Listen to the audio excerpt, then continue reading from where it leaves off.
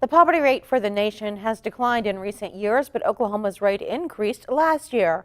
Those without a high school diploma make up the vast majority of those living in poverty. At Tulsa Public Schools, a strategic effort has been launched to keep kids in school and on their way to graduation. Not attending school for 10 days or more a semester means a student is considered chronically absent. Last year, 25.7% of all Tulsa Public School students were chronically absent. That is much higher than the national average of 13.7%. Nathan Hill High School and others with similar demographics help explain the difference. 97% of Hale students live below the poverty line. Sheila Riley is the principal. We have 38 students that are classified homeless, which means their parents have left and they're on their own. And Riley says for those students that do have a home with at least one parent, school oftentimes is not a number one priority, for good reason. Some of our students pay the bills for their parents, so a job becomes more important because it may mean whether they have a place to stay or not. We have a student right now that we're struggling with. He works till 2 o'clock every morning to help his mother pay bills. And of course, if you think a student in high school is going to stay up till 2 o'clock every morning and then get up and come to school the next morning, that's just a little bit unrealistic.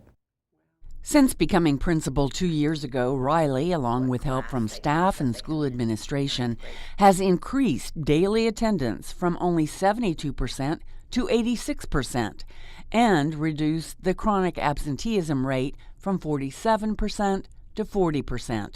Riley says the improvement rate was achieved through a lot of hard work. A lot of home visits, a lot of our attendance office calling families to find out where kids are, a lot of teachers calling when students are absent.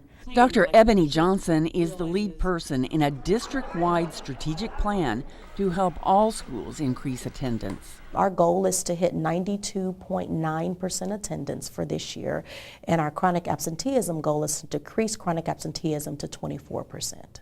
Johnson says all schools now have plans in place to track student attendance data and reach out to students and families about the importance of getting to school every day. And we know that when they miss a certain amount of days, it's giving them an unfortunate, more of a chance for them to drop out and not be engaged and then not make it in life. Justin Henderson and Brittany Jackson say they would have been dropouts if it had not been for Tulsa Public Street School. Their life stories so far explain why. In elementary, actually, I was in a homeless shelter for a year, and that's really stopped me going to school too. Tell me about that. We was in there for a year. Well, it was pretty much, we got into a rotation that, wake up, go to the day center, that's right across the street from Salvation Army, and we stayed there all day until we went back to the Salvation Army, eat dinner, and go up in their rooms. Brittany's mom is in prison and her father is an alcoholic. She lives with her boyfriend and doesn't consider herself quite homeless, but we live with his mom upstairs, but it's horrible. why? Because we have to, because there's no kitchen sink, we can't take showers, we can't do laundry. It's just a place for us to rest our head at night, pretty much. Brittany says throughout her nomadic youth, her school attendance was spotty. She now has perfect attendance, is making straight A's, and is enrolling in college. At street school, students are encouraged to have self-determination to change their life trajectory.